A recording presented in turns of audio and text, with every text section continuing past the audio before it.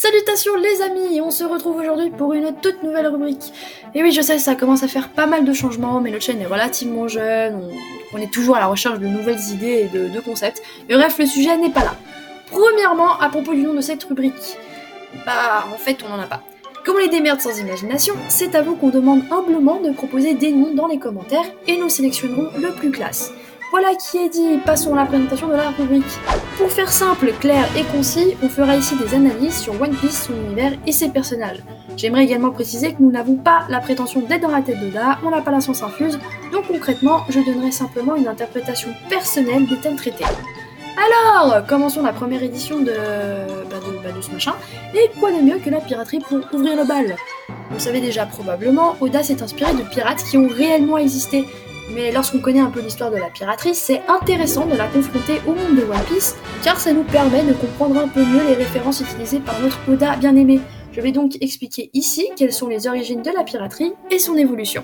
Donc, tout d'abord, j'aimerais commencer par une opposition, une énorme différence entre la piraterie de One Piece et celle de notre monde. Chez nous, elle est cruelle et sans pitié, les pirates n'étaient pas qu'une bande de rigolos qui passaient leur temps posés sur un navire à s'éclater le foie à coups de bouteilles de rhum. Même si ça ne m'étonnerait absolument pas que certains se soient battus complètement torchés et qu'ils aient fini par crever comme des glands. Comme dirait mon tonton Maurice, c'était pas des PD, ils pillaient, violaient, saccageaient et tuaient sans distinction. Alors je ne dis pas qu'ils agissaient tous sans principe, mais c'était pas des enfants cœur quoi. La vie de pirate était incroyablement difficile, épuisante physiquement, ils n'avaient pas de cuisinier aussi bon et généreux que notre Sanji national et les épidémies étaient nombreuses. En somme, les pirates mouraient jeunes. Le parti pris par Oda est, comme vous en doutez, dû au fait que des milliers de sales gosses lisent le manga et ou regardent l'anime. J'ajouterai également que sa personnalité est en cause, mais ça j'y viendrai peut-être une prochaine fois, ou même carrément jamais en fait, parce que je m'en fous complètement. Est-ce que vous êtes déjà demandé ce que signifie pirate ? Non ? Bah moi non plus, figurez-vous. Mais en me perdant sur Wikipédia, j'ai finalement pu découvrir son étymologie et elle est relativement cool. Ce mot provient à la fois du grec perates, et je m'excuse pour la prononciation de merde, lui-même dérivé du verbe perao qui signifie s'efforcer de, ou tenter sa chance à l'aventure, ainsi que du latin pirata signifiant celui qui tente la fortune. Alors déjà ici on entrevoit donc de quoi il est véritablement question lorsqu'on parle de pirates, et je trouve que le tenter sa chance à l'aventure est particulièrement intéressant depuis que c'est un thème récurrent dans One Piece. Cette étymologie suppose également que la piraterie existe depuis des lustres, et c'est le cas. On a découvert les joies du pillage et des combats maritimes dès l'Antiquité. En effet, les nations anciennes les ont connues avec l'apparition des marines et des routes commerciales. Et puis c'est pas nouveau, l'homme a toujours aimé l'oseille, trop fatigant de bosser, et puis c'est plus drôle de voyager. Et puis de buter des gens aussi. Passons maintenant aux Vikings, car eux aussi c'était des pirates et accessoirement des explorateurs. D'ailleurs, je vais te permettre de te coucher un petit peu moins con ce soir, ou pas si t'es cultivé. Ils ont découvert l'Amérique bien avant Christophe Colomb. Voilà, je me devais de rétablir la vérité. En tout cas, ce n'est pas étonnant et c'est peut-être pour ça qu'ils ont une réputation de brutes sanguinaires, mais toujours est-il que voilà, ils sont partis foutre la mouise en Europe du Nord. Dans One Piece aussi, nous avons nos Vikings pirates avec l'équipage de Droggy et Bruggy. Au Moyen-Âge également, merveilleuse époque où on aimait crever tout ce qui bouge, certains ont tourné le dos à la chevalerie et à la paysannerie, et on comprend pourquoi, pour devenir pirates. Ainsi donc, la piraterie est vieille comme le monde et elle perdure aujourd'hui encore, même si les pirates somaliens ne sont pas aussi classe que ce bon vieux capitaine Jack Sparrow. À présent, je vais faire un petit bond dans le temps et vous parler de la piraterie qu'on connaît le mieux, c'est-à-dire celle qui sévit entre le 16e et 18e siècle. Du soleil, des tropiques, des jolies filles... pillage, massacre et trafic. C'est sur cette ambiance des plus charmantes que se déroule l'âge d'or de la piraterie. Le contexte politique de l'époque est assez difficile à expliquer et je vous cache pas que j'ai carrément la flemme. Puis pour des raisons pratiques également, parce que la vidéo risque d'être un peu longue, je serai aussi bref que possible à ce sujet. Nous avons donc le Nouveau Monde, terre inconnue et inexplorée qui promet de nombreuses richesses. C'est précisément ce qui avait conduit l'Espagne et le Portugal à se dire « c'est pas à nous, mais on s'en fout, premier arrivé, premier servi ».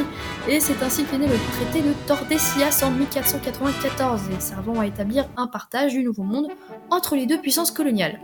Ils avaient alors constitué des flottes afin de ramener l'or trouvé aux Caraïbes jusqu'en Europe. C'était donc des cibles de choix pour les pirates. Bah ouais, c'était des navires remplis de flouze, ma gueule. Seulement voilà, ils n'étaient pas tout seuls sur ces mers. Les Anglais, les Français et les Hollandais n'avaient strictement rien à carrer du traité, alors ceux qui devaient arriver arriva. Ils se sont incrustés et ont eux aussi commencé à coloniser les îles Antillaises. Les aventures des pirates suivent alors le rythme des différentes guerres et tensions entre les pays européens. Tout ce que vous avez à savoir, c'est que pendant que ces abrutis se foutaient sur la gueule, les pirates profitaient de cette pagaille pour mener leurs activités. Alors le lien avec OP, il devient assez évident. L'âge d'or de la piraterie chez nous a démarré avec la découverte du Nouveau Monde. L'inconnu attire les convoitises et les rêveurs. Dans One Piece, c'est avec les derniers mots de Goldie Roger que s'ouvre le bal. Là où je veux en venir, c'est qu'avant Roger, peu de personnes étaient assez tarées pour s'aventurer sur Grand Line et dans le Nouveau Monde. Ces mers sont encore assez mystérieuses et renferment de nombreux trésors qui ne demandent qu'à être découverts ou volés. Et évidemment, il y a le One Piece, mais ça, inutile de vous le préciser. On peut alors effectuer un parallèle entre la piraterie de chez nous et celle de One Piece. La liberté et l'aventure font partie des thèmes récurrents de la série et forcément, les pirates de notre monde ont recherché les mêmes choses.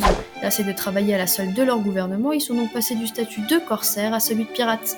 D'autres en revanche ont été licenciés par leur gouvernement, sauf que quand on se fait virer au beau milieu des Caraïbes à 345 milliards 935 millions 883 762 bandes de chez soi, dur de retourner à la cassa. Alors on fait quoi ? On emmerde le gouvernement, on nique le système et on devient pirate pour vivre du mieux qu'on peut. Que ce soit chez nous ou dans One Piece, les pirates restent des pirates et même si leurs manières de procéder sont différentes, les activités et les objectifs restent plus ou moins les mêmes. Voilà donc pour la première vidéo de cette rubrique, en espérant que vous n'avez pas trouvé ça trop chiant ni trop long. J'avais beaucoup de choses à raconter, donc j'ai volontairement laissé de côté certains éléments comme la structure sociale dans l'équipage ou comment les pirates vivaient. Mais si ce sont des points qui vous intéressent vraiment, vous pouvez toujours m'en faire part dans les commentaires et j'essaierai de traiter ces sujets à l'occasion d'une autre vidéo. Quant à ma prochaine analyse, si mon programme ne change pas, je parlerai du gouvernement mondial. On espère en tout cas que ceci vous a plu, partagez vos avis dans les commentaires et dites-nous si vous avez aimé et même si vous avez détesté, je veux dire, vous pouvez toujours nous cracher dessus, on est tout oui. Je vous invite également à vous abonner à la chaîne, faire un petit tour sur Facebook, Twitter, blablabla, bref, vous connaissez le truc. Et puis je vous remercie pour votre attention et je vous dis à la semaine prochaine.